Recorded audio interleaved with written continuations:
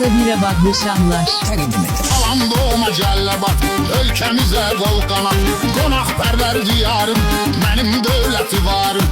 Yurdunu qəlbən sevən, sənə çox şəhid verən, dəyərli ünvanımsan, mənim ürəyim canımsan. Təbiyyətin bir aləm, bağlıyam sənə möhkəm, sən də cənubun ürəksən, elimizə göz bəbəysən. Sən ürək şairə, arzu dilək şairə, hamınıza vardır salam, yazmışam gözəl kəlam. Azərbaycanımıza, Cəlləbad ünvanımıza, Cəfərli kəndinə salam, hörmətiniz var qaqam. Xalidi qeyd edim mən, dəyərli adlı şəxsən, dəyərli qiymətlidir, maşallah hörmətlidir. Özü Bakı ünvanında, lök batan məkanında, bilək qədir qiymətin, lök batanda hörmətin.